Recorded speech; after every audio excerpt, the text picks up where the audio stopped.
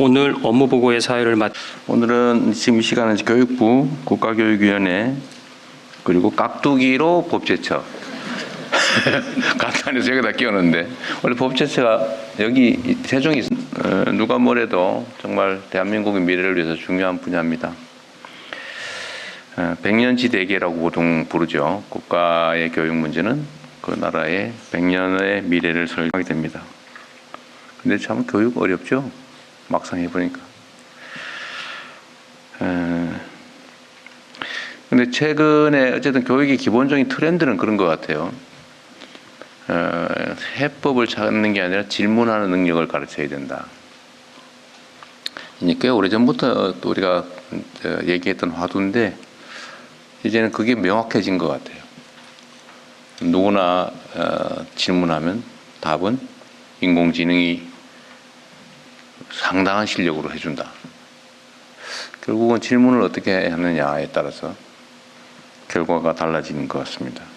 질문이라고 하는 건 결국은 개성과 창의성을 말하는 거겠죠. 우리 국민들한테 얼마나 그 창의적 역량을 키워줄 거냐. 결국 거기에 우리 미래가 달려있다는 생각이 듭니다. 뭐 전문적 영역은 여러분들이 잘 아실 테니까 뭐 업무 보고도 한번 받아보고 함께 토론도 해보겠습니다. 반갑습니다. 대통령님의 모든 말씀이 있었습니다. 이어서 업무보고가 있겠습니다. 오늘 업무보고는 2개의 세션으로 진행될 예정입니다. 첫 번째 세션은 교육부와 국가교육위원회의 업무보고와 토론으로 이루어집니다. 두 번째 세션은 법제처의 업무보고와 토론으로 진행됩니다. 먼저 교육부 장관께서 교육부 업무계획을 보고드리겠습니다. 네, 안녕하십니까. 교육부 장관 최교진입니다. 국민과 대통령께 2026년 교육부 업무 계획을 보고드리겠습니다. 인공지능의 발전은 지금까지 경험하지 못한 대전환을 가져올 것입니다. 대한민국이 변화의 시대에서 생존하기 위해 교육을 통한 인재 육성이 절실합니다. 교육은 AI 시대의 전략 자산입니다. 수도권 집중으로 지방 소멸의 위기감도 커지고 있습니다. 학교 규모가 작아지고 교육 여건은 불리해집니다. 학부모들은 더 나은 환경을 찾아서 도시로 향합니다. 이 같은 악순환은 지역 공동체의 토대를 위협하고 잠재 성장률 회복에도 걸림돌이 되고 있습니다. 우리 교육은 변화와 위기에 적극 대응할 것입니다. 교육의 힘으로 AI 시대를 열어갈 것이며 학교와 대학이 균형 성장을 뒷받침할 것입니다. 그러나 여전히 우리가 잊지 말아야 할 것은 교육의 본질입니다. 모든 학생이 민주시민으로 건강하게 성장할 수 있도록 튼튼히 뒷받침하는 것이 교육의 기본이고 그 과정에서 누구도 소외되지 않도록 하는 것은 국가의 책무입니다. 공교육은 보편성을 추구하며 기회의 평등을 지향합니다. 학교는 민주시민의 배움터이며 어떤 경우에도 인간다움을 잃지 않아야 합니다. 이를 위해 앞으로 교육부가 중점적으로 추진할 5가지 정책 방향을 말씀드리겠습니다. 첫째, 학교 교육에서 헌법 가치를 실천하겠습니다. 이를 위해 민주시민교육과 역사교육을 강화하겠습니다. 학생들이 헌법 가치를 이해하고 실천할 수 있게 토론식 교육을 확대하고 교원의 헌법교육 역량 향상에도 힘쓰겠습니다. 민주시민이 갖춰야 할 역량을 위한 다양한 분야의 교육을 강화하겠습니다. 사회적 합의에 기반한 민주시민교육 원칙을 세우겠습니다.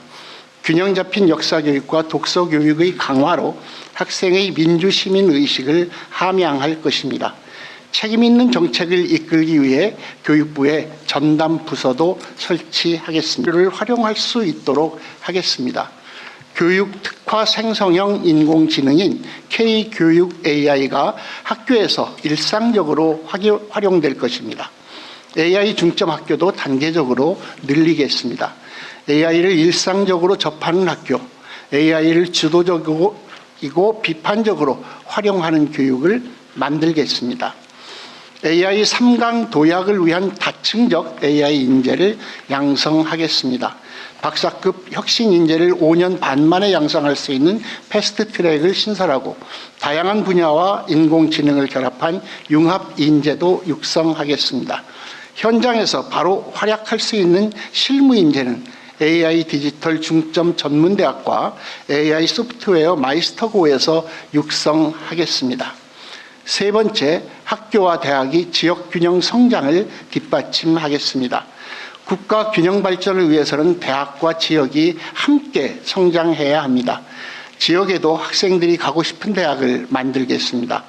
거점 국립대가 5극 3특 성장 엔진과 연계한 지산학연 허브로 거듭나도록 지원하겠습니다.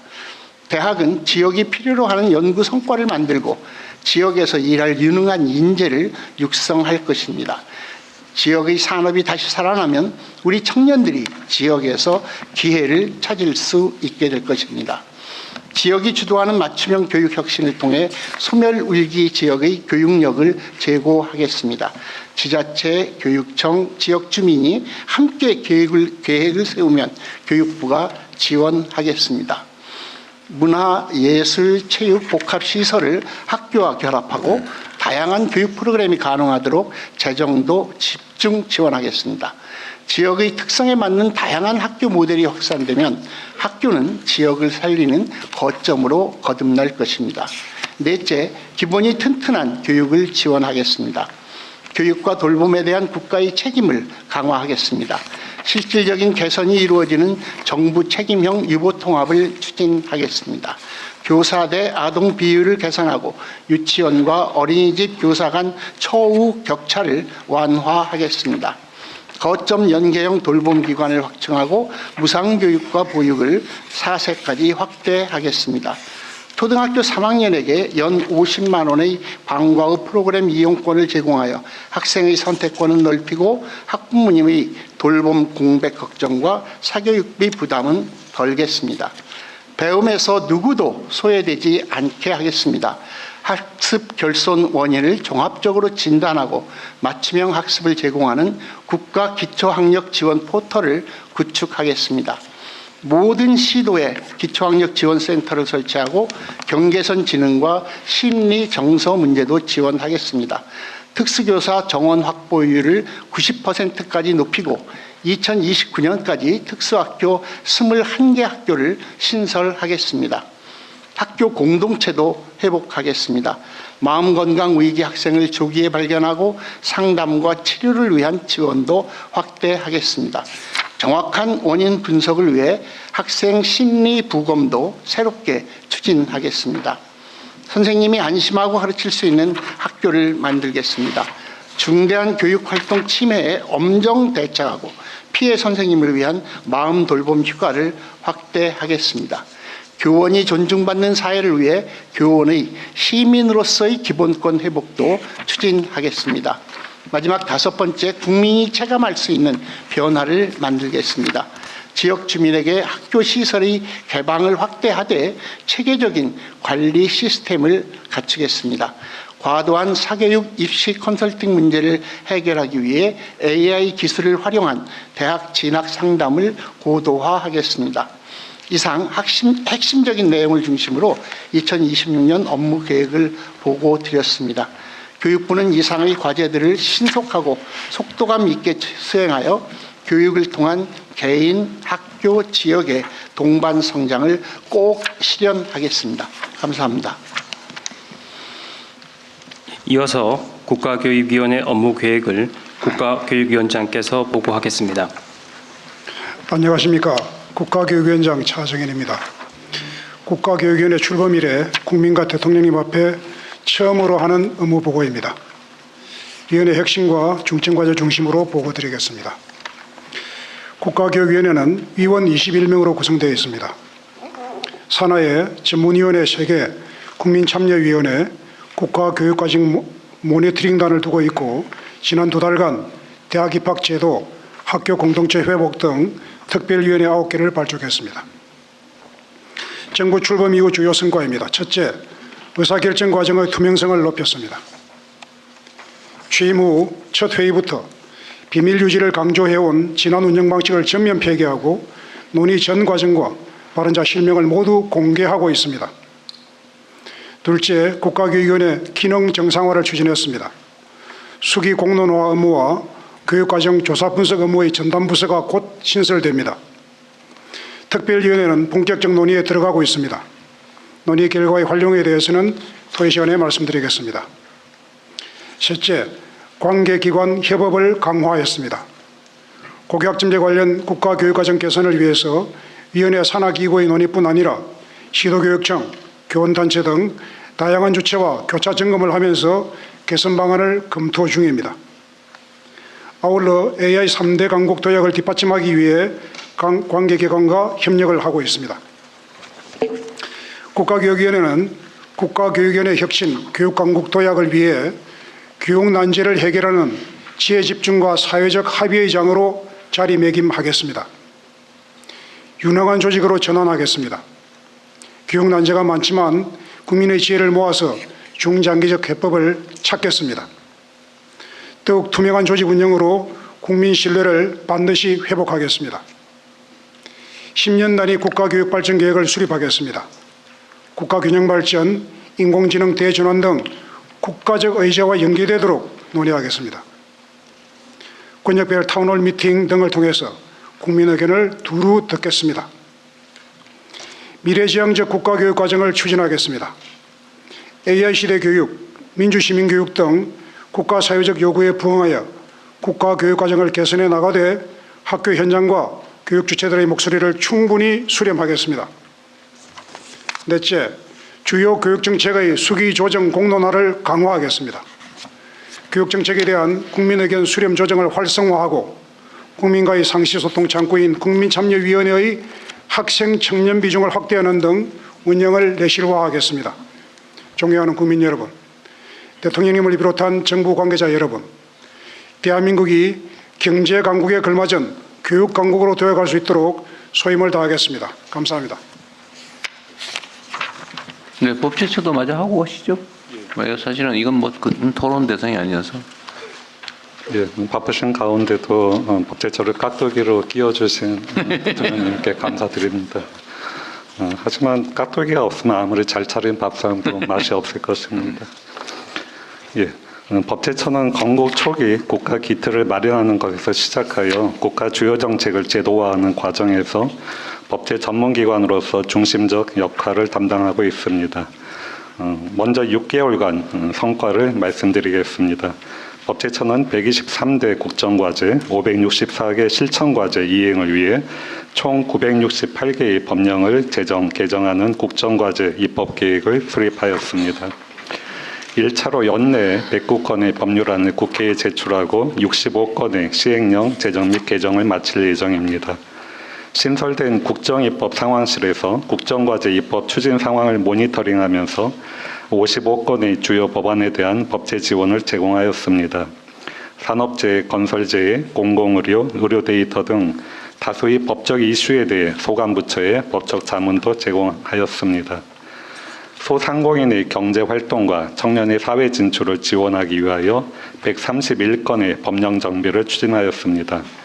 대통령님의 결정 선례 전면 공개 방침에 따라 각 부처의 1차 유권 해석과 특별행정심판위원회 재결례 5만여 건을 지난 11월 24일 국민들께 전면 공개했습니다. 향후 추진 과제를 보고드리겠습니다. 첫째, 속도감 있는 국정 성과를 위한 입법 지원입니다. 긴급 입법 지원 제도를 운영하여 부처 이견 등 지연 요인이 발생하면 법제처가 즉각 조정하거나 대안을 제시하여 국정과제 입법의 골든타임을 지키겠습니다. 둘째, 국민의 삶을 바꾸는 법제 혁신입니다. 법령정비 조직 체계화를 통한 규제 개선을 추진하겠습니다. 중소기업이 일시불로 납부해야 하던 각종 부담금을 분할 납부가 가능하도록 하는 등 중소기업 경영 부담을 완화하고 청년의 경제활동을 지원하는 등 국민이 체감하는 정비를 추진하겠습니다.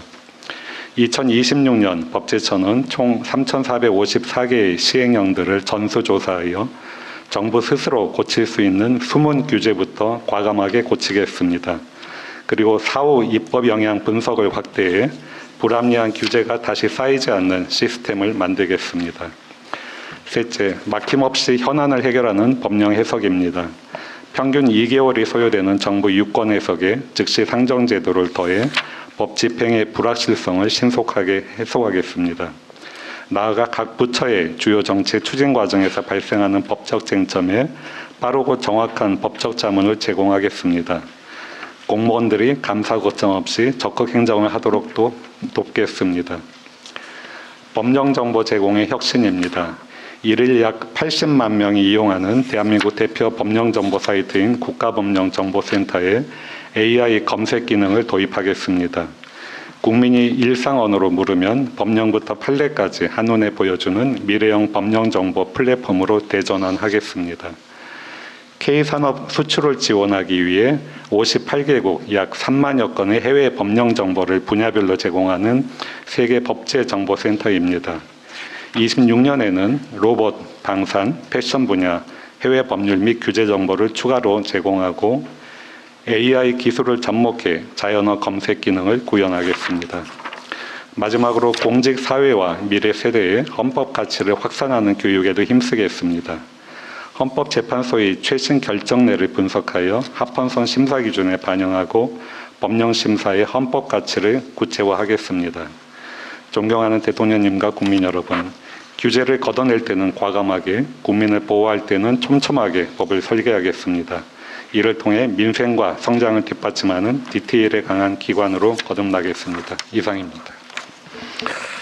네, 수고하셨습니다. 깍두기 서비스를 제공하겠다 그 말이죠.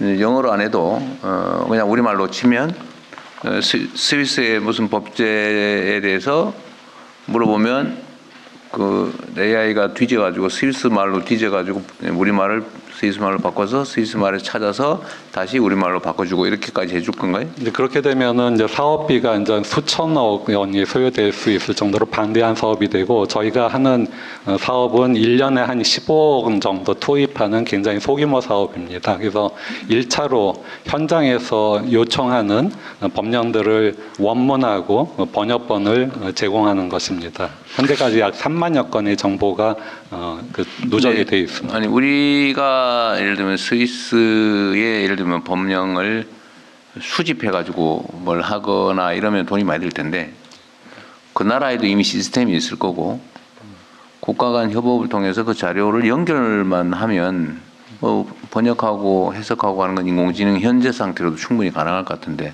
아마 가능은 하긴 할 텐데, 의장도 저도 그 부분에 대해서 확인을 해봤는데 실제로는 굉장히 많은 비용과 노력이 소요된다고 합니다. 참고로 저희가 그 아세안권의 한 4개국에 우리나라와 같은 법령 정보 시스템을 이식하는 작업을 하고 있는데, 그 경우에 있어서도 그러한 기능을 갖추기 위해서는 사실 더 많은 예산이 필요합니다. 네, 뭐 그렇다고 포기하지 마시고요. 예, 그러도록 하겠습니다. 기술 발전 속도가 너무 빠르기 때문에. 예.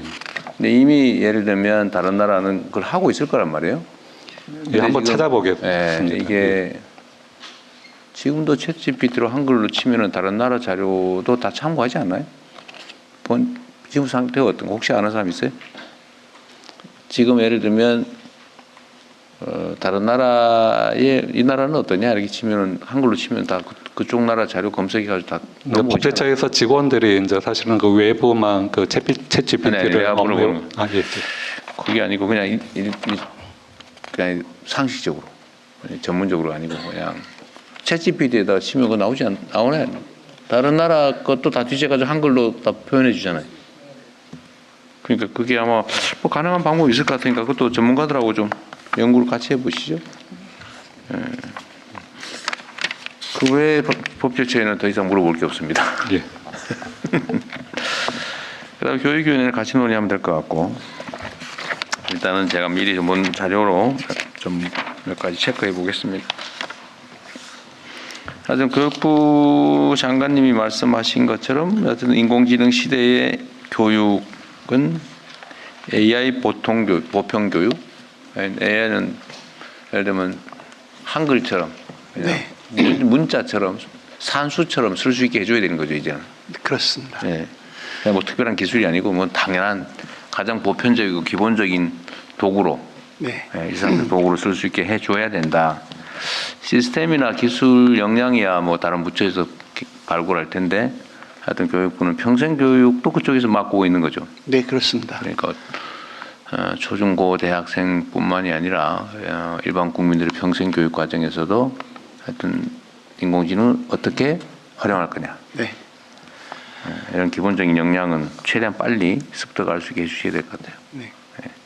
그러니까 그 지금 이제 초중등 교육에서는 초등학교 5, 6학년 과정, 그다음에 중학교와 고등학교에는 정보 시간을 활용해서 주로 인공지능 교육을 하고 있는데 전문가들께서 말씀하시기는 짧은 시간이라도 지속적으로 이 교육이 이루어져야 된다. 중간에 끊어지면 안 된다는 말씀들을 하십니다. 그래서 네. 초등학교 저학년 단계부터 그 단계에 맞는 교육을 해 나가고 그리고 AI 중점 학교라는 걸 두어서 지금의 수업 시간보다 조금 더 많은 시간을 공부할 수 있도록 이렇게 지원하는 일이고요. 그다음에 대학교에서는 이미 좀 대학생 요약해 주시면 좋을 것 같아요. 네, 활용을 하고 있기 때문에 오히려 그 강의와 평가가 어떻게 달라져야 될까를 그 대교육과 함께 고민해야 될 것 같고 전문대를 중심으로 해서 성인 학습, 성인 AI 학습 이게 이제 평생 학습의 네. 일환을 같이 해가려고 하고 있습니다.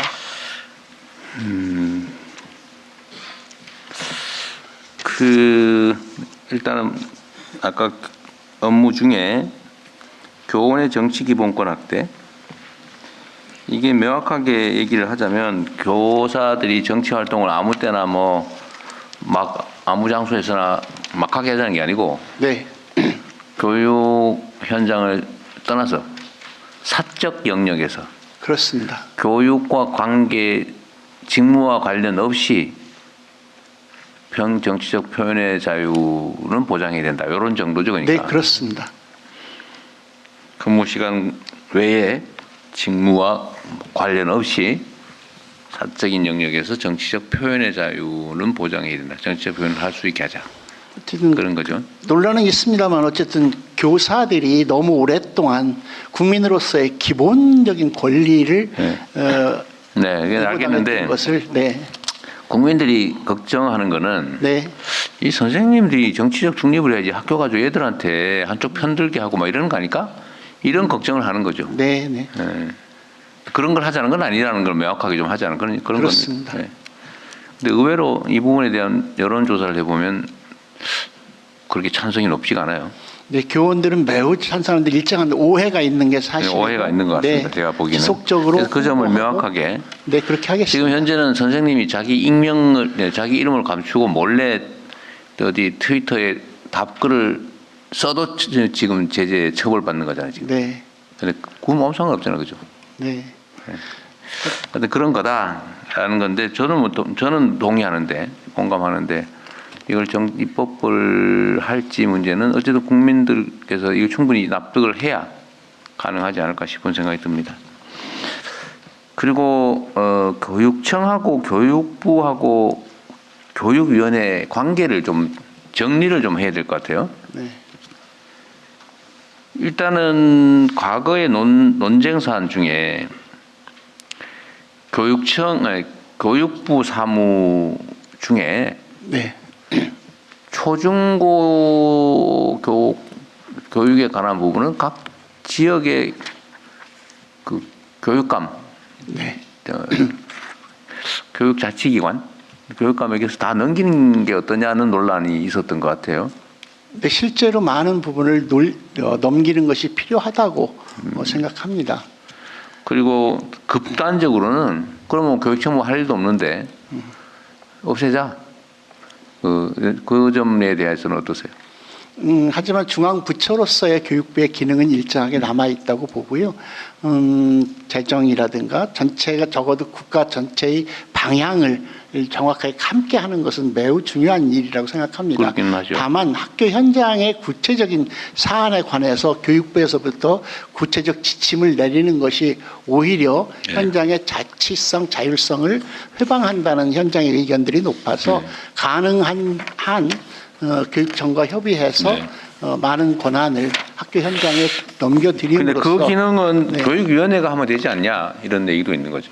국가교육위원회가 하면 되지 뭐. 일반적인 방향이나 지침을 정하는 거는 교육위원회가 하면 되는 거 아니냐. 라는 얘기도 있죠. 네. 교육위원회 한번 얘기해 보세요. 네, 지금 현재 국가교육위원회 제가 뭐 편싸움 시키는 건 아닙니다. 아닙니다.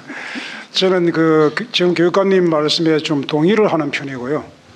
국가교육위원회는 중장기 국가교육 발전 계획을 세우고 좀 교육부와 교육청이 실행하는 계획들이 장기적인 일관성을 가지도록 계획을 세우고 또 국가교육 과정을 마련하고 이런 것들을 통해서 이제 국가교육계획의 일관성과 장기적 전략을 마련하는 역할을 좀 충실히 하고 그 역할이 약간의 규범성을 좀 더 강화되면 좋겠다. 네. 그런 역할로서 국가교육위원회가 제대로 일하는 것이 우선급 선무이다 생각하고요. 교육부가 대한민국 정부 교육 전체의 어떤 총괄 기능을 하는 것이 교육청이 일을 하는데도 오히려 도움이 될 수도 있다. 저는 그렇게 네. 생각하고 있습니다. 하여튼 교육부와 국가교육위원회 간의 관계는 좀 분명하게 뭐 이미 다 정해져 있긴 하겠지만 우리 국민 대중들한테도 좀 설명을 해두는 게 좋을 것 같아서 드린 말씀이에요. 네. 나누기도 해야 되겠지만 더 많은 협력이 또 필요한 네. 분야가 아닌가 싶습니다. 그래서 교육청이 할 일이 많죠. 네, 교육부가 없애자는 얘기는 아니니까 혹시라도 오해하지 마시기 바랍니다.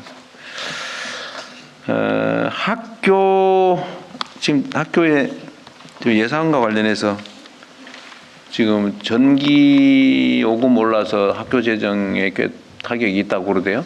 네, 실제 부담을 많이 들었다고 합니다. 그래서 학교의 자체 발전 시설을 좀 갖추는 게 바람직하겠다. 사실 면적이 상당히 많은데. 네, 현재 전체 학교 한 20% 정도가 이제 발전을 하고 있는데요. 이걸 어쨌든 단계적으로 높여가야 되는데 그래서 주요한 사업 계획으로 넣고 있긴 합니다. 그런데 이제 그 하려면 학교 건물이 그걸 할 수 있도록 이게 되어 있는지 등등 점검하면서 지속적으로 네. 추진해 가려고 합니다. 이것은 단순히 전기 요금 문제가 아니라 우리 아이들에게 기후 위기 시대를 구체적으로 삶 속에서 늘 확인하고 배우는 교육의 과정이기 때문에도 매우 중요하다고 생각합니다. 18페이지에 보니까 민주 시민교육, 역사교육 강화라고 하는 것이 국정 과제이기도 하고 주요 사업으로 되어 있네요. 네. 하여튼 민주 시민교육 문제는 이건 민주 시민교육을 하면 이게 무슨 편향이 있는 것처럼 오해하는 경우도 있던데 민주 시민교육은 대한민국 민주공화국 구성원으로서의 헌법적인 가치를 교육하는 거잖아요. 그렇죠? 그렇습니다. 당연한 거고 이건 실제로 좀 그래야 될 것 같고요. 제가 아까 다른 부처하고 얘기할 때도 얘기를 한 것 같은데 전 세계적인 현상을 보면 민주주의가 제대로 정착하고 발전한 나라는 경제적으로도 성장 발전하는데 민주주의가 파괴된 나라가 제대로 되는 나라가 없어요. 이건 명확한 사실 같아요. 경험적으로 보면. 그래서 그 민주시민교육은 하여튼 민주주의 교육, 헌법 교육 이건 정말 중요한 과제인 것 같습니다. 그리고 역사 교육도 마찬가지인데요. 네, 그렇습니다. 특히 근현대사 네. 교육 문제는 좀 각별히 관심 가져야 될 것 같습니다. 네, 그렇게 하겠습니다. 네.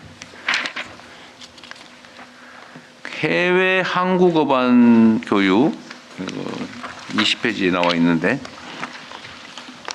지금 최근에 한국 문화에 대한 선호도가 올라가고 각광을 받으면서 해외에 뭐 세종학당이나 한국어 학교, 한글 학교 이런 데 수요가 엄청나게 폭증하고 있다고 합니다. 네. 여기 외교부나 이런 데 문화부에서도 대응을 하겠지만 교육부도 전혀 무관하지는 않은 것 같은데 하여튼 길을 좀 많이 찾아봐 주시고요. 이게 우리 젊은이들 해외 일자리 사업과도 관계가 꽤 높을 것 같습니다. 네. 그리고 여기 있는지 없는지 모르겠는데 그 국어 순화 사용 있잖아요. 네. 그 멀쩡한 한글 놔두고 자꾸 쓸데없이 외래어 사용하거나 특히 공공 영역에서 그러는 건 문제죠. 공공 영역이나 또는 방송 뭐 이런 데서 네. 외국말 쓰면 유식해 보이나요? 요즘도? 저도 국어 선생 출신이라 아, 그러세요? 네, 어쨌든 그 점도 좀 잘 챙겨주시고. 네, 꼭 아주 중요한 그다음에 부분입니다. 그 엉터리 국어 있잖아요. 네, 제가 정말 다니면서 제일 듣기 싫은 게 저희 나라 염두해 두고 대인배 그 배자가 놈자가 아니라 쌍놈 소리잖아요. 쌍놈. 예? 저작거리 에서 노는 그 건달을 배라고 하잖아요. 네, 예? 소인배, 시정작배 이런데 그 대인에다가 왜 배자를 붙이냐고. 훌륭한 나쁜 놈. 그런 거잖아요.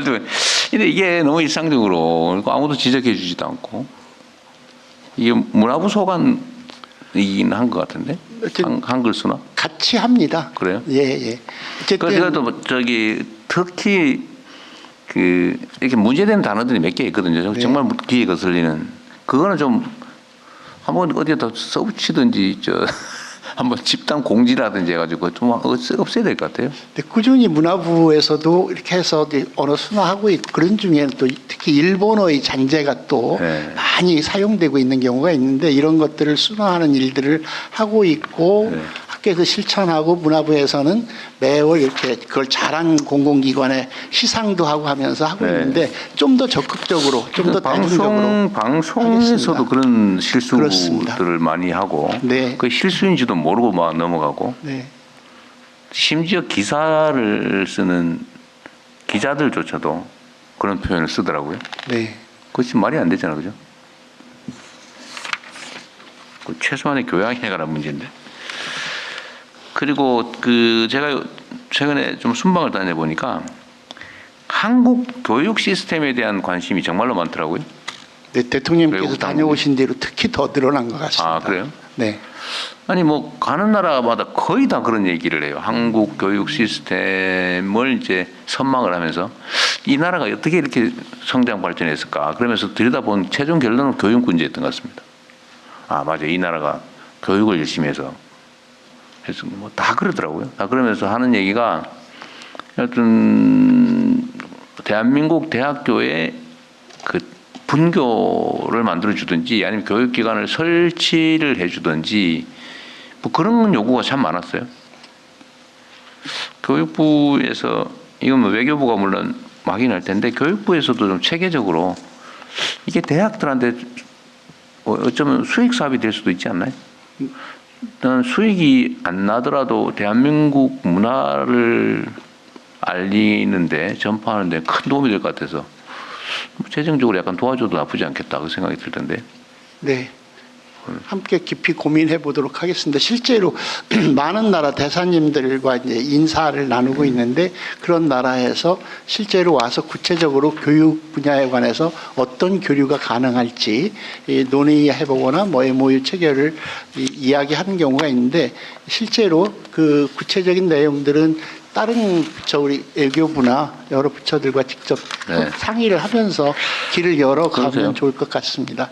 특히 한국어에 대한 그 요구가 많아서 한국어를 기본적으로 가르칠 수 있는 소양을 갖춘 네. 젊은이들이 외국 경험도 하고 가르침 있는 그런 그 일자리까지는 네, 못 알겠습니다. 모르겠습니다만. 네.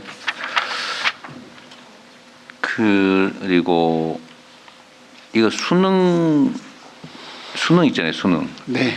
요새는 의외로 거기에 뭐 사회적 논쟁이 심하게 되는 것 같지는 않은데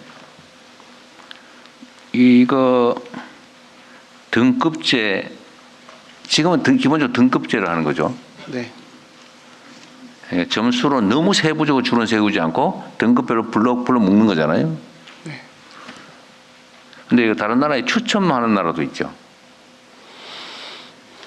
입학생 선발을 추첨으로 뽑기 해가지고 물론 일정한 자기가 갖춘 사람 중에서 추첨제는 점수제와 추첨제의 중간쯤 되는 거죠.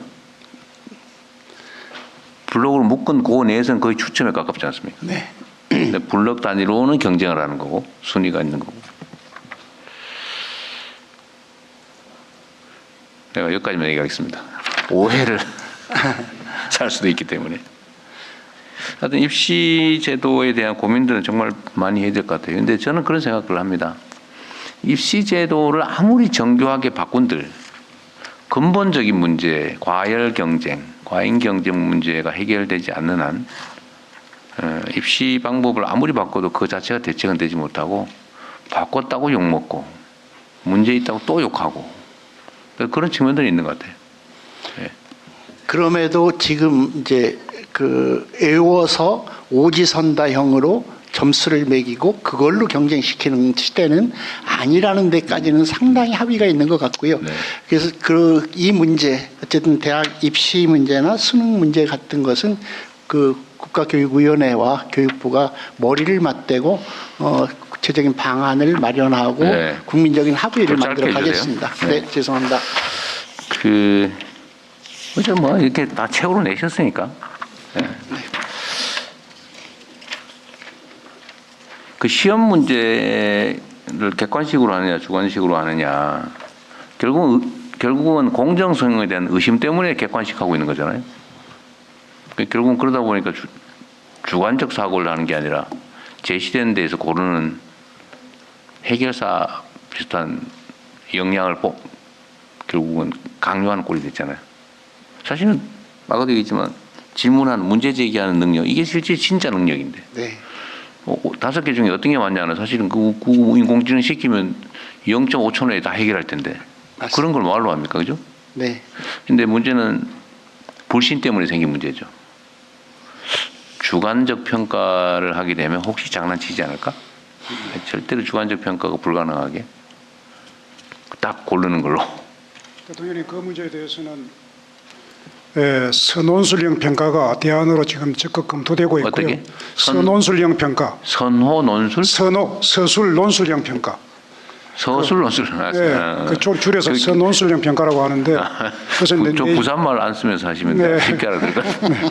내신이나 수능에서 도입하자 그러는데 일단 내신이 좀 논의가 많이 진전되고 있고요. 네. 그것이 이제 가장 장애 요인이 뭐냐면은 이제 평가의 그 이른바 객관성이 있느냐. 그리고 이제 교사들이 그 의무 부담이 굉장히 늘어나기 때문에 근데 그 답은 AI에게서 가져올 수 있습니다. 그러니까요. 네, 그래서 이제 그런 AI 과학기술 발전을 교육 혁신에도 좀 적극적으로 활용할 때가 되었고 좀 적극적인 논의가 필요하다고 생각합니다. 네. 네, 그리고 AI를 활용할 수 있는 방법이 교육 혁신에 많이 사용할 수 있다고 저는 생각하는데요.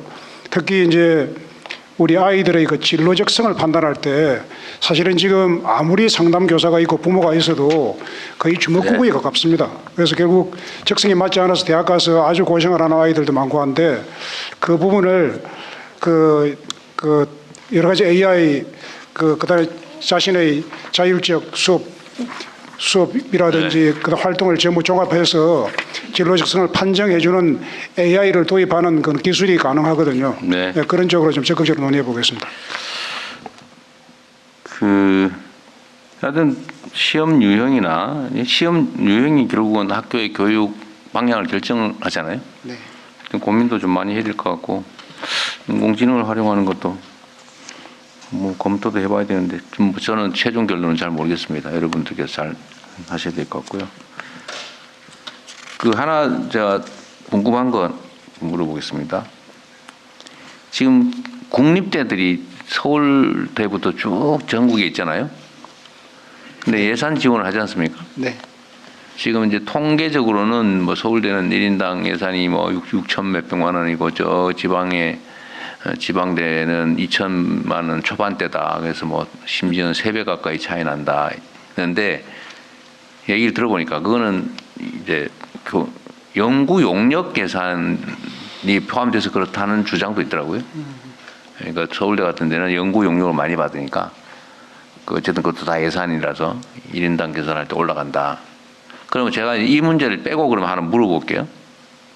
정부 재정으로 각 대학을 지원하지 않습니까? 온갖 명목으로 재정으로 경쟁 없이 예를 들면 연구 뭐 경쟁 이런 거 하지 말고 재정으로 임의로 배분해서 지원하는 예산들이 학교별로 어느 정도 차이가 납니까? 편차가? 자료 없어요. 그냥 총량만 있어요?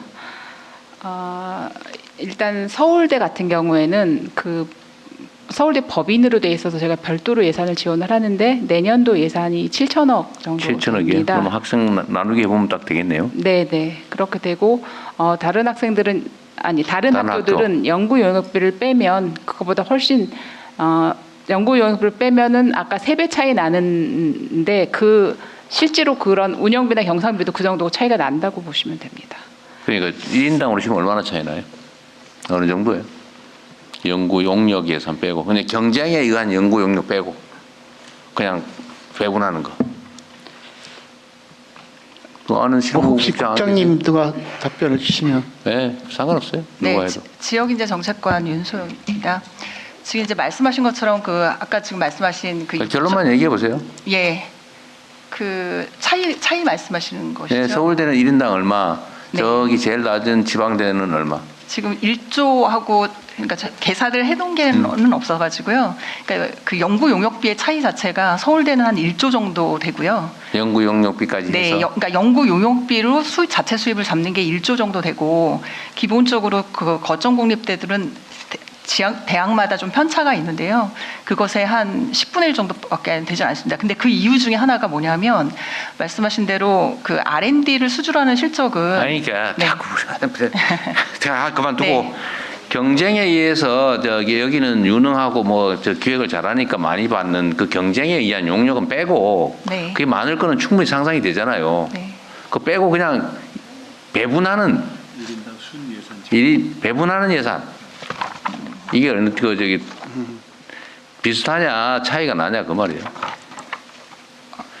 지금 그 말씀하신 대로 그 7,200억 정도 서울대가 되고 거점대는 2,980억입니다. 근데 학생 수 차이는 얼마나 나요 그러면? 학생 수는 대체로 그 서울대학교의 학생 수가 29,000명이고요. 지방은 네, 지방은 평균적으로 21,000명입니다.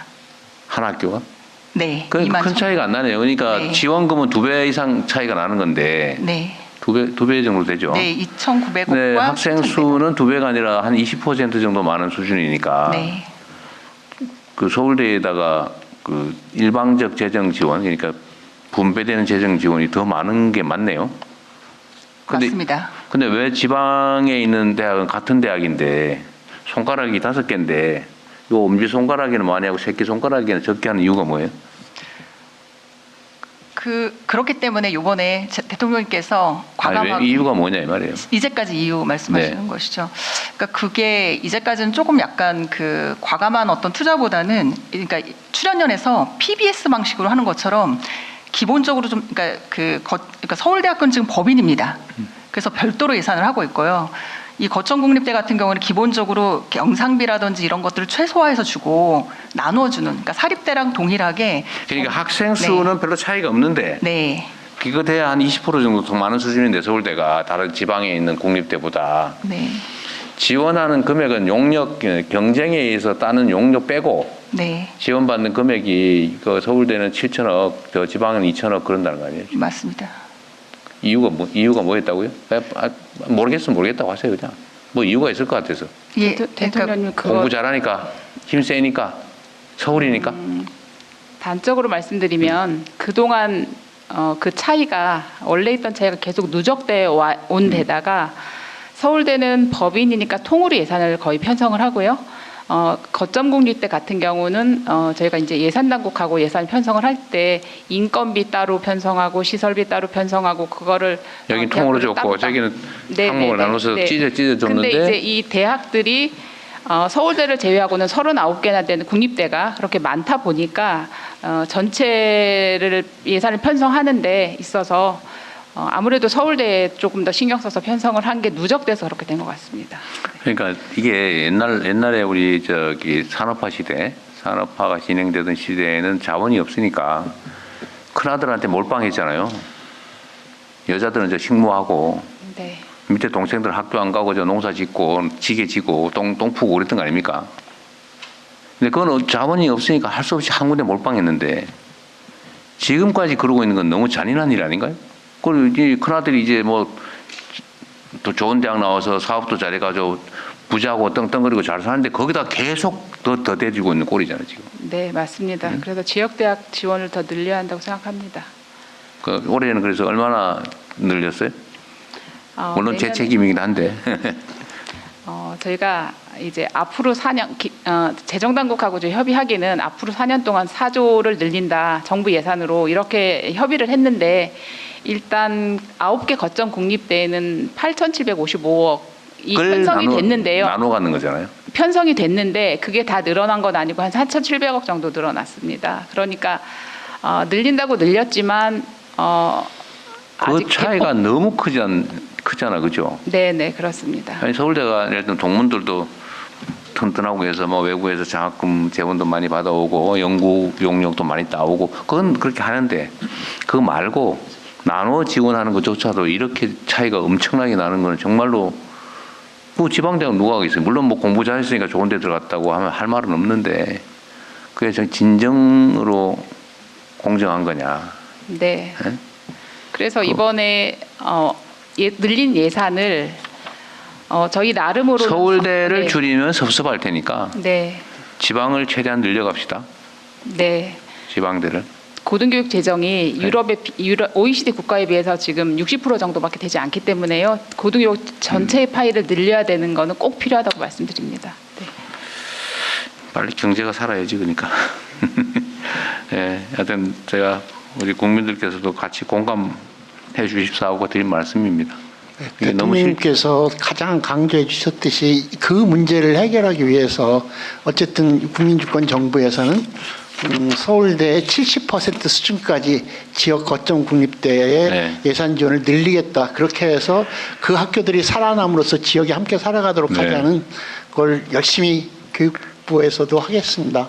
그 요새는 저런 얘기는 안 하나요? 저때 한참 정치적 논쟁거리였는데 그 서울에 있는 국립대를 지방으로 옮기자. 요새는 더 이상 얘기 없어요? 그런 얘기가 나오다가 그게 굉장히 무리한 얘기인 것이 이제 많이 이제 밝혀졌고요. 그래서 지역에 서울대를 만들자 이렇게 추진하고 있습니다. 근데 그런 얘기도 있었다 한때는. 네. 자 이제는 산하기관들 얘기 좀 해볼게요. 한국장학재단 어디 이사장님이세요? 뭐 장학재단은 주로는 학자금 대출 이자 문제가 꽤 논쟁거리인 것 같아요, 그죠? 예, 1.7% 조금 주고 있습니다. 1.7%로 1.7%. 예. 졸업 후에도 수입이 생길 때까지는 요새는 면제해주고 그렇게 그렇습니다. 네, 바뀌었죠. 예. 대상도 좀 늘리고 있고. 예. 네. 교육비, 학비 때문에 빚쟁이 돼가지고 신용불량 되지는 않게 좀 해주시면 좋을 것 같습니다. 그렇게 하겠습니다. 네. 예. 국가평생교육진흥원은 누가 나오셨나요? 예, 여기 있습니다. 네, 예. 그 직함이 뭔지, 예. 성함이 뭔지도 얘기하십시오. 예, 국가평생교육진흥원장 직무대행 심한식입니다. 직무대행이에요. 여기도 결혼된 모양이죠, 원장님이? 네, 그렇습니다. 직원은 177명이고 이것도 되게 중요한 기관인데 의외로 인원수는 많지 않네요. 예, 저희가 사업을 위주로 해서 지금 저희 2008년에 설립된 이후로 꾸준히 늘려온 수입니다. 평생교육은 정말 중요한 사회적 의제인데 내가 지금 다른 부처의 산하기관들 보다 보니까 이거 보니까 애게 이런 생각이 드네. 교육부가 힘이 없어서 그런가요? 평생교육 자체 예산이 교육부 1% 안 되죠? 1%쯤 됩니까? 예산이 569억밖에 안 된다고? 예. 안 됩니다. 네. 대략 1% 정도 569억이네. 전체 다. 네. 하여튼 좀 평생교육도 사실 많이 키워야 될 영역인데 그러니까 알겠습니다. 동북아 역사재단은 누구 나오셨어요? 동북아역사재단 이사장 박지향입니다. 네. 동북아 역사재단은 역사 문화 왜곡에 대응하는 조직이다. 일본, 중국의 독도 주권 수호 국제학술교류 협력. 이 역사 교육 관련해서 무슨 환빠 논쟁이 있죠. 저는 잘 모르겠습니다. 왜 몰라요, 그거를? 환빠 논쟁이라고. 아는 사람 없어요? 그죠? 당군 아, 한당국이 그 저기 예. 그 주장하고 연구하는 사람들을 보고 비하해서 환빠라고 부르잖아요. 그런 데는 아예 동북아 역사재단은 특별히 관심이 없는 모양이군요. 고대 역사 부분에 대한 연구를 놓고 지금 다툼이 벌어지는 거잖아요. 네네, 그렇습니다. 그러면 여기 동북아 역사재단은 고대 역사 연구를 안 합니까? 열심히 하고 있는데요. 지금 소위 이제 제야 사업자들이라고 하는 대통령께서 말씀하시는 게 그분들 얘기인 것 같은데. 맞아요. 예, 그분들보다는 이제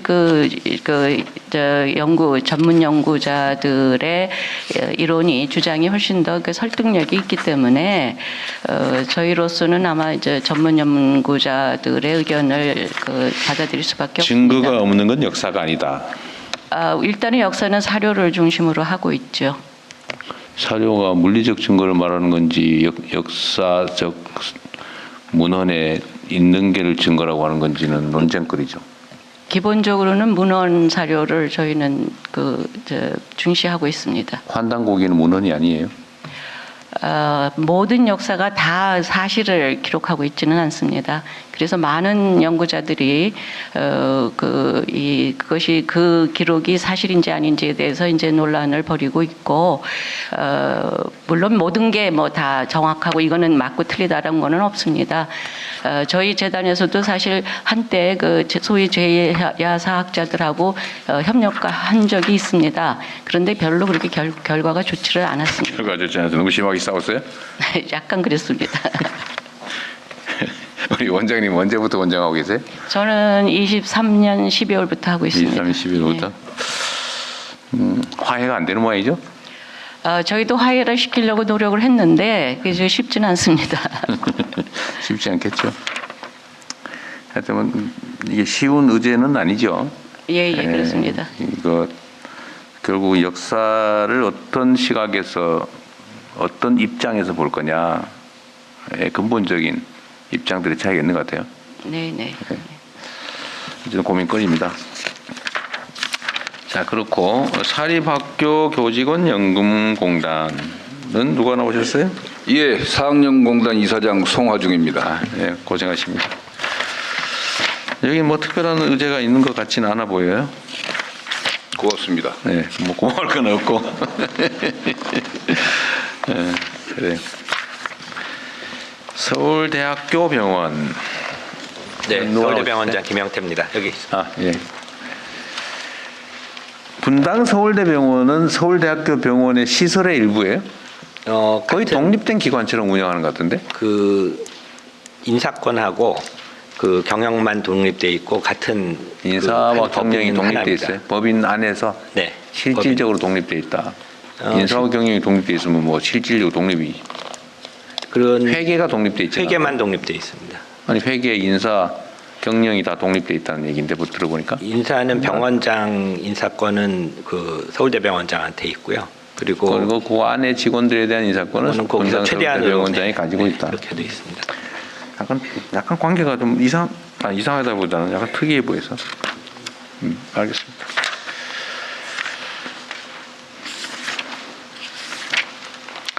한국고전번역원은 어디? 여기 있습니다. 그러시군요. 고전번역원은 번역할 고전이 많아요? 예, 일반인들이 인식하는 것보다는 엄청 많습니다. 했던 걸 또 하는 거예요? 아니면 안 했던 걸 새롭게? 했던 것은 한 30년 전에 했던 것을 일부분 하고 있고 했던 걸 다시 하는 것도 하고 대부분 재번역이 한 30년 지나면 해야 되기 때문에 근데 이 생각보다는 엄청나게 많은 대표적인 게 뭐예요? 이조실록? 조선왕조실록 외에도 일성록이라든지 일성록은 뭐예요? 일성록이라는 거는 그 왕이 하루에 스스로 3번 자기를 반성한다면서 일기장 같은 거예요? 모든 기록을 다 해놓은 것을 일성록. 그 조선 왕조 거예요? 조선 후기에. 어쨌든 이런 것도 하고. 가장 많은 게 성정원 일기입니다. 요즘으로 치면 그 청와대 비서실에서 있었던 모든 이 기록을 다 해놓은 겁니다. 102명이 계신데 연구원들이군요, 주로. 알겠습니다. 근데 이게 여기 소관은 아닌 것 같은데. 통역 번역원 이런 것도 있어요?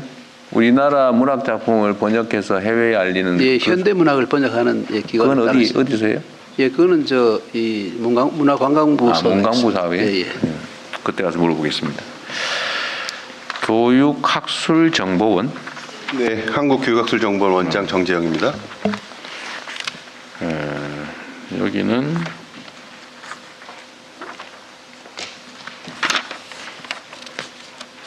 하는 일이 많네요. 대표적인 것은 유초중고 교육행정 시스템, 교육정보 시스템, 그 재정정보 시스템 등을 운영하고 있습니다. 그렇군요.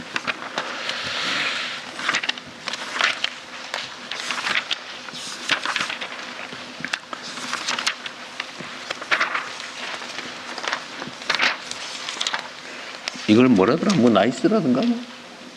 나이스라고 교육행정정보 시스템. 그거 관리하시는 거예요? 네, 저희가 사용자가 교원이 50만 명이고요. 학생은 550만, 보호자도 뭐 1,000만 명 가까이 되고 있습니다. 나이스라는 그 프로그램 관리를 한다고 말이군요. 네, 교무행정 뭐 그 성적표 관리 이런 게 다 저희가 하고 있습니다. 보육진흥원. 네, 한국보육진흥원장 조용남입니다. 네. 보육진흥원은 영유아 정책 허브기관. 네.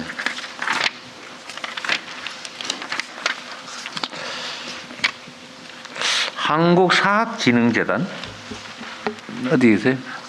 네. 네, 이사장 이하원입니다. 네. 사립학교 자금 융자, 기숙사 건립 사업. 네. 사립학교의 자금 융자 사업 뭐 이런 건 안 해요? 청산. 네, 교육환경 개선. 재원은 어디에서 나오는 거예요? 기금으로 해서. 사학진흥기금에서. 네네, 사학진흥기금에서. 사학진흥기금의 재원은 어디서 와요? 국가에서 빌려서 하고 있습니다. 국가에서 빌려요? 네, 빌려서 융자하고 그걸 아주 저리로 그렇게 하고 다시 우리가 국가 재정에서 빌려줘요? 그거 좀 이상한데? 그 LH나 뭐 이런 데서 빌리고 있습니다. 빌려서 융자 사업으로 교육 환경 개선하고 아주 저리로 일반 시중보다. 아니, 제가 물어보는 거 얘기하십시오. 다른 거는 다 읽어봤고요. 제가 궁금한 거는 이 재원이 원천적으로 어디서 나오나 싶어서 계속 연간 지출하는 금액이 예산은 기금이 5,650억이 들어오고 위탁, 국고 위탁과 출연금이 223억인데 네. 이거를 매년 지출하고 있는 거잖아요. 네, 지출하고. 그런데 이게 어디서 왔나 이 돈이 이 원천이 궁금해서 물어보는 겁니다. 네. 어디인지 기금에서 오는 건 써놔서 알고 네. 그 기금은 대체 어디서 오는 걸까? 그 국가 예산 기재부에서 예산을 주면은 그걸 저희들이 기금으로 넣고 기금에서 융자를 해서 그렇게. 국가 예산으로 5천억씩이나 매년 요 사학 기금에다 준다고요? 네. 정치실장님, 그거 아닌 것 같은데? 연역이 좀 있는 것 같습니다. 예, 예. 진짜 그거 맞아요? 국가 재정으로 이 사학진흥재단에다 매년 5천억씩 준다는 게 이해가 안 되는. 국고에서는 아니고요. 그 LH나 이런 데서 기금을 융자를 해서 그거를 일단 사학에다가 융자를 아주 저리로 하고 다시 그거를 회수를 해서 상환을 받아서 다시 납부하고 그렇게. 근데 지출하면 지출에 그러면 상환하는. 네, 상환하는 항목은 어디 있어요? 이게 세입 예산만 써놓은 거예요? 네. 지출 항목이 정부 내부 지출로 그렇게 하고 있습니다.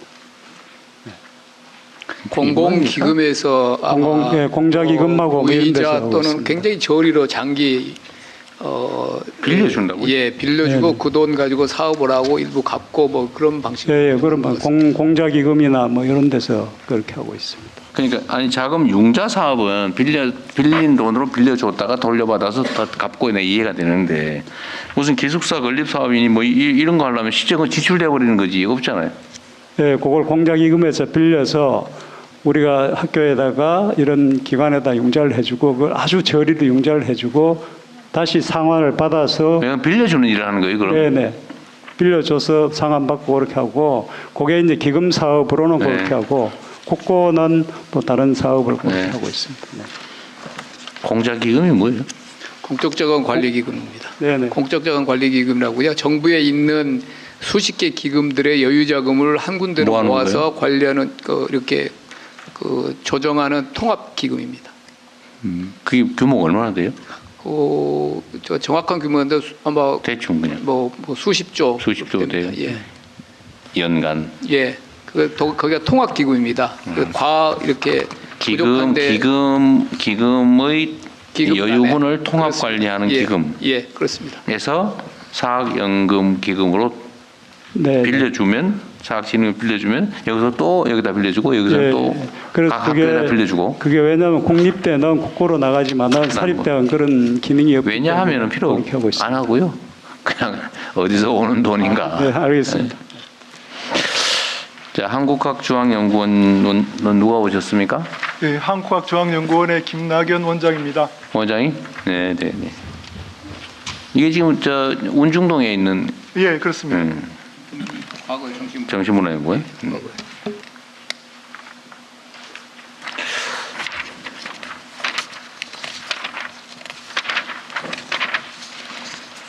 네, 수고 많으시고요. 네. 이제 병원들이 쭉 있나? 원주 치과대병원 뭐 오셨어요? 안 오셔도 될 것 같은데. 원주 치과대병원. 오늘 참석하지 않으셨습니다. 아, 그래, 병원들은 안 오겠죠. 강원대학교 병원도 마찬가지. 병원들. 이 병원을 지금 복지부로 넘기는 작업을 하고 있는 중이에요? 입니다.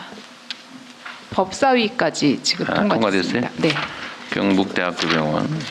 근데 여기에 교수들은 반대하고 다른 종사자들은 찬성하고 그렇다는 거예요? 네, 대체적으로 그렇습니다. 모든 병원을 다 넘길 겁니까? 국립대병원은 하나의 법으로 돼 있고요. 서울대병원도 또 다른 별도의 법으로 돼 있어서 네. 일단 국립대병원법만 개정하는 것으로 했습니다. 서울대병원법은 왜 안 해요? 국립대병원, 그러니까 지역 의료를 우선 강화해야 되니까 국립대병원 먼저 했고요. 저항이 심해서 그런 건 아니고요? 네. 저항이 심해서 그런 건 아니고? 서울대병원 솔직히 한번 얘기해 보세요. 일단은 수도권에 있고요. 서울대병원은. 그리고 서울대병원은 다른 국립대병원보다 연구 기능이 지금 더 강화가 돼 있기 때문에 일단 국립대병원 하고 그다음에 단계적으로 해야 될 것 같습니다. 국립대병원은 교육부에 있는 국립대병원은 기본적으로 다 복지부로 넘기는데 일단 서울대병원을 빼놨다. 하나만 빼놨어요? 다른 것도 빼놨어요? 네, 서울대병원하고 서울대 치과병원입니다. 서울대 치과병원. 네. 치과병원도 연구를 많이 해서 빼놨어요? 그건 아니고요. 서울대 치과병원도 별도 법이 있어서 일단 네. 제가 한마디 서울대병원장으로서 말씀드려야 될 것 같은데 저희 서울대병원장 난처하긴 한데요. 저희가 난처할 건 없어요. 그냥 말씀하세요. 교육하고 연구 기능이 좀 더 많이 있습니다. 그게 원래 설치법상에도 그렇게 돼 있고 그래서 저희 교수진들은 본인의 정체성을 의사과학자를 그리고 제대로 된 필수 의료 의사를 양성하는 교육자로서의 아이덴티티가 있고요. 또 연구 기능도 많아서 혹시 보셨을지 모르겠지만 의료 소버린 AI 지금 작업을 해서 지난주에 발표를 했습니다. 그리고 그런 우리 의료 데이터들이 좀 지금 현재 제가 알기로는 밖으로 국외로 반출이 될 수가 없기 때문에 소버린 AI를 하기 위해서는 의료 소버린 AI가 가장 적합하고 또 의료 부분에서 AI를 사용하려면 챗GPT 같은 그런 외산이나 상용 서비스를 이용할 수가 없습니다. 그래서 저희가 만들었고 국가고시 96.4점 받아서 챗GPT 5번보다 더 좋은 성과를 냈습니다. 그래서 앞으로 연구기관으로서의 특성이 많기 때문에 고려될 부분이 있다는 말씀을 곁다리로 옆에서 지나가는 길 한번 한 거죠? 알았습니다. 네. 뭐 다 사정이 있겠죠. 국가교육위원회는 뭐 특별히 더 저는 드릴 말씀이 없어서 잘해 주십사 말씀드리고요. 우리 총리님부터 먼저 혹시 추가할 게 있으면 얘기하시고 나머지는 다 학교 얘기라서요.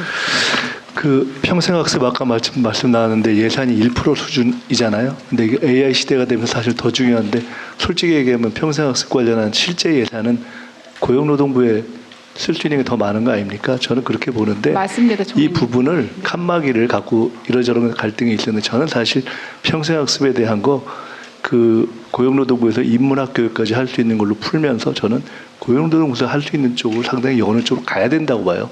이 문제에 대해서 교육부에서 상당히 다른 생각을 하는 걸 아는데 이제는 이 논의를 좀 해야 될 때가 전 됐다고 봅니다. 노동교육으로 넘긴다고요? 아니 거기에 실제로는 평생 학습을 할 수 있는 예산이 거의 다 있습니다.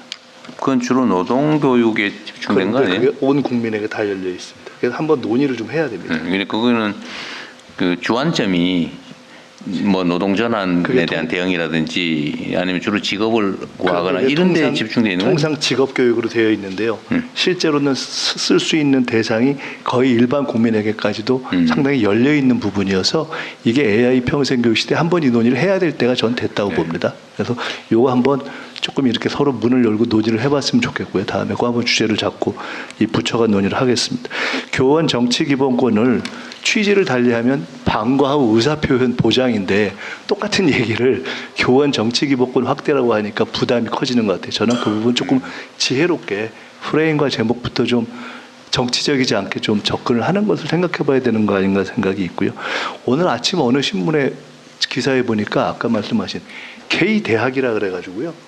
무슨 하와이에서 하와이에 있는 미국 사람들이 모여가지고 한국에 대학 가는 거 설명을 하는데 꽉 찼다는 거예요. 그래서 이런 게 이제 또 하나의 새로운 영역이 된 겁니다. 저는 이게 새로운 영역이기 때문에 교육부에서 이 부분도 논의할 수 있는 조금 체계를 갖춰야 되는 거 아닌가 싶고요. 네. 국가교육위원회 한 가지만 좀 부탁드리고 싶은데 네. 초당적이고 장기적인 국가적 교육 과제 네. 이건 사실은 국가교육위원회가 사회적 토론을 하는 걸 기획을 해서 네. 차근차근하게 좀 몇 가지 이슈를 잡고 진행을 해갔으면 좋겠습니다. 네. 그걸 좀 기획해서 좀 리스트업을 해가지고 공유를 한 뒤에 정해서 온 국민이 관심 갖고 할 수 있게 하는 것이 저는 국가교육위원회의 중요한 역할이 아닌가 싶거든요. 올해 계획을 세우고 그 있습니다. 부분 꼭 좀 제안을 좀 해주셨으면 좋겠습니다. 네. 끝으로 한 가지만 법제처요.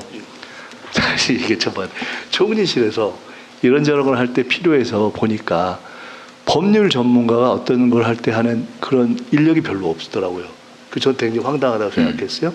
그런데 이게 저희 정부 부처의 대부분 법령할 때만 컨설팅을 해주는데 그게 아니라 아까 원래 하기로 하신 법적 컨설팅을 해줘야 법적 자문이 굉장히 중요한 기능을 합니다. 이제는 그냥 맡겨놓지 마시고요. 선제적으로 범부처 법적 자문을 한 번씩 회의를 해서 좀 끌고 가셨으면 좋겠어요. 저희가 이렇게 옆에서 서포트를 할 테니까 이제는 그런 걸 해야 될 때가 됐다고 생각됩니다. 예, 그렇습니다. 그 말씀 나오신 김에 한 가지만 저희가 제안을 하면은 지금 법제처 인력이 230명입니다. 50개 전부 중앙부처의 법령들을 전부 다 검토를 해야 되는데 이게 정책 입안 단계부터 정책 내용 자체까지 그리고 현장의 내용까지 잘 알아야 됩니다. 그러기에는 인원이 너무 부족하고 현재 지금 그 올해만 파견된 인원이 법제 인력이 10%입니다. 그러니까 지금 굉장히 한계 상황인데 정비를 제대로 하기 위해서는 그 자문을 제대로 수시로 응하기 위해서는 현재 인력에서 한 50명만 더 충원이 되면은 조금 여유 있게 할 수 있을 것 같습니다. 그래서 그 부분을 부탁드립니다. 네, 나중에 국무회의 안건으로 하나 내보세요. 제가 하나 물어보려다 까먹은 건데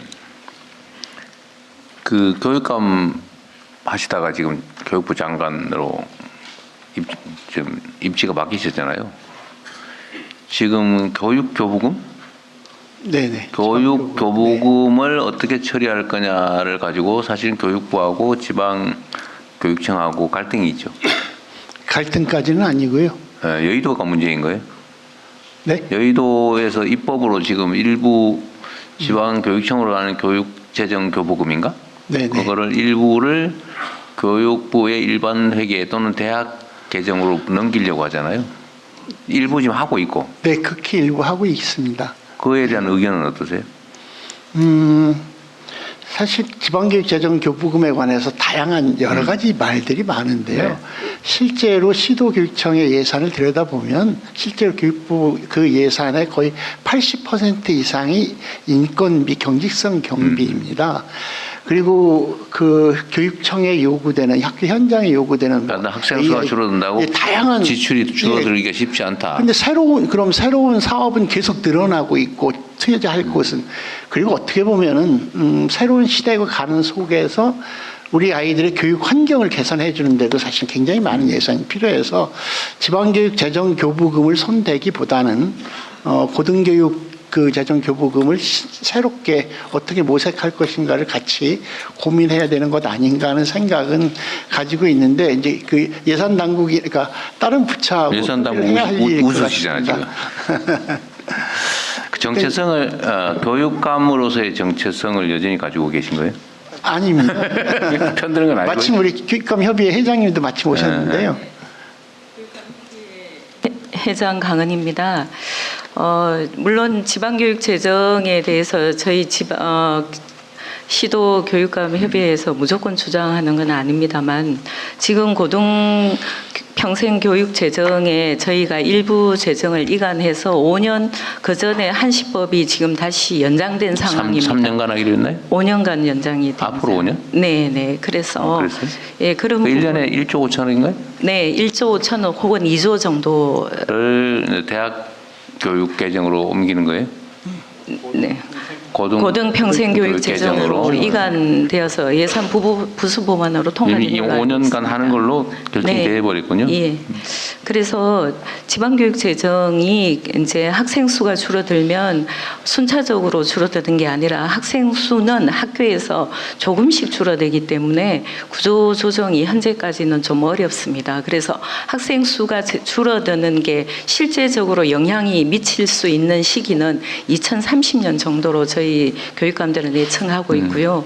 그와 더불어 교원 정원 부분도 굉장히 심각한 상황입니다. 초등은 줄어드는 상황이어서 좀 순환이 되고 있지만 좀 요약하면 좋겠네요. 네, 그래서 이 부분을 말씀드리고 싶습니다. 지금 40, 50대에 집중되어 있는 교원들이 배정되어 있기 때문에 이 30대 교원을 지금 급격하게 줄여서 뽑는다면 미래 백년 대계에서 교원 수급에 상당히 문제가 될 것으로 보고 있습니다. 남는 게 없다. 지금 있는 얘기죠. 뭐 그렇겠죠. 자, 또 이제는 제가 드릴 말씀은 다 드렸고 총리님 말고 다른 분 하실 말씀은 가급적인 대통령실은 자중하면 좋겠고 여기 참석하신 분들 중에 하시고 싶었던 얘기, 못한 얘기 하십시오. 예, 안녕하십니까 대통령님. 대교협 회장을 맡고 있는 전북대 총장 양호봉입니다. 대통령님께서 고등교육에 관심을 많이 가져주셔서 깊은 감사의 말씀을 드리고요. 특히 지방대 육성에 굉장한 관심을 가지고 감사의 말씀드립니다.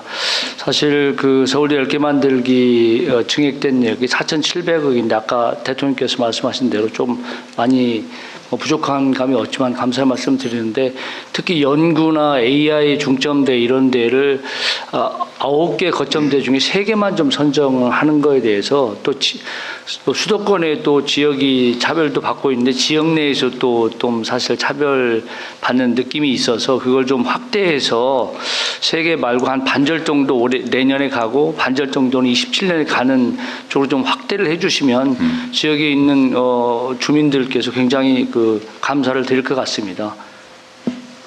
참 어려운 일이죠. 그걸 쭉 펴버리면 거의 효과가 없어서 그렇다고 지금 재정이 그걸 다 하긴 어려워서 하여튼 그런 어려움들이 좀 있는데 하여튼 말씀하신 거는 충분히 감안하도록 하겠습니다. 네, 또 하실 말씀 하시죠. 한 말씀 올리겠습니다. 대통령께서 이 엉터리 국어가 많이 쓰이고 있다 해서 이 대인배라는 말씀을 하시는데요. 이게 정말 소인배에 서당되는 거지 대인배 있을 수 없는 왜 소인배의 반대말이 대인인데 배자를 갖다 붙여가지고 이게 한자를 하도 안 배워서 그렇습니다. 그렇죠. 기본이죠. 그래서 이 대통령의 그 성함도 학생들이 그 있을 때자에다 발글명을 모릅니다. 모르겠죠. 네, 그 정도 심각한 상황. 그래가지고 죄명이라고 쓰는 사람 있잖아. 그래서 이 이 한자 교육에 대해서 네. 대통령께서 좀 특단의 조치를 해주시면 감사하겠습니다. 그건 제가 할 수 있는 일이 아닌 것 같아요. 우리 그 조갑재 대표께서 그 얘기를 계속 하시잖아요. 예. 한자 병용 병기. 예. 근데 지금은 참 그 한글 배우기도 힘들어가지고 막 그 글자 막 끄적끄적 하고 있는데 그 한문 강제로 가르치라 그러면 난리 날 것 같은데. 한문을 좀 배우면 우리 국어가 정말 그 좋아집니다. 저는 개인적으로 그런 생각해요. 아니 1800자만 배워도, 네. 아니 1000자문만 좀 배워놔도 그렇습니다. 대개의 단어들의 그 깊은 의미를 쉽게 이해할 텐데 예. 사고 능력을 키우는 데 도움이 될 것 같긴 해요. 저는 개인적으로 그렇게 생각합니다. 큰 도움이 그런데 됩니다. 그걸 제도로 도입할 수 있을지는 엄청난 큰 벽을 넘어야 될 것 같은데요. 어쨌든 그것도 고민거리긴 해요. 그 단어의 깊은 의미를 생각할 틈이 없잖아요, 그죠? 예. 고전을 번역하시다 보니 그 생각이 드시겠군요. 예, 그렇습니다. 네. 대통령님 마무리 시간이 다 된 것 같아서 한 말씀만 짧게. 여기 또 있대요. 여기 네. 먼저 하고 난 다음에 네네. 마지막에 하십시오. 네. 말씀하십시오. 네. 네, 한국전문대학 교육협의 회장입니다. 뭔 대학? 전문대학 그런 교육협의 것도 있군요. 네네, 직업교육을 하는 고등직업교육기관입니다. 현재 그 129개 대학이 이제 회원 교류고 있고요. 네. 과거 한 4, 5년 전까지는 주로 학령기 고등학교 졸업하는 학생들이 네. 입학을 했다면은 지금은 아시는 것처럼 우리 평생 직업교육의 중요성도 언급하셨는데 성인 학자가 굉장히 많이 늘었고요. 아, 그래요? 또 저는 학교가 소재한 곳이 부산인데요. 제2의 도시인데도 불구하고 산업체 인력이 현장 인력이 많이 부족합니다. 그러다 보니까 이제 해외에서 유학생을 유치하는데 과거처럼 공부하고 돌아가는 유학이 아니고 공부하고 지역에 취업하고 정주하는 그러한 유학이다 보니까 전문대학의 유학이 지금 많이 늘고 있습니다. 그런데 이제 그걸 지금 제도적으로 허용을 한 상태인가요? 네, 지금 비자 문제라든지 많이 완화가 됐습니다. 네. 그런데 이제 평생직업 교육에 있어서 김민석 총리님도 이제 언급하셨는데 그 재원 자체가 사실 교육부 재원으로는 굉장히 부족하거든요. 그렇기 때문에 고용노동부도 해당이 되겠지만은 사실은 중장년층의 제2의 어떤 취업 뭐 이런 것을 위해서는 교육을 복지로 이제는 좀 여겨야 된다. 네. 그래서 이 전문대학의 직업교육을 좀 더 지원을 강화해 주셨으면 좋겠다. 네. 이런 요청을 드립니다. 네, 또 있으세요? 우리 교육부 장관님은 좀 이따 하시고. 없는 모양이 말씀하십시오. 네, 이 자리가 국민께 보고 드리는 자리라서 그냥 쉽게 말씀드리면 교육은 그냥 믿음과 기다림이라고 이야기들 합니다. 우리 아이를 믿어주고 선생님들을 믿어주고 학교를 믿어주고 믿으면서 변화를 기다려주시면 대한민국 교육은 우리 아이들은 선생님들은 국민들의 기대에 부응하기 위해서 최선의 노력을 다 하실 것입니다. 이 믿음이라는 게 신뢰인데요. 그 교육에 대해서 좀 신뢰를 가지고 지켜봐 주시는 국민들께 부탁을 꼭 드리고 싶고 또 하나는 교육은 학교에서는 최선을 다하겠습니다만은 사실은 우리 아이들은 학교 밖에서 참 많은 것을 보고 배웁니다. 대한민국 국민 모두가 우리들의 미래 세대인 우리 아이들의 교과서 또는 선생님이라는 생각으로 우리 행동이나 여러 가지 사회를 좀 건강하게 해줬으면 좋겠다는 부탁을 드리고 싶습니다. 고맙습니다. 네. 장관님, 교육위원장님, 법제처장님 그리고 우리 공직자 여러분들 고생하셨어요. 하여튼 매우 엄숙할 수도 있는 자리인데 제가 좀 편하시라고 장난 좀 했으니까 이해하십시오. 네. 자, 고생하셨습니다. 네. 이상으로 업무 보고를 모두 마치겠습니다. 대통령께서 먼저 퇴장하시겠습니다.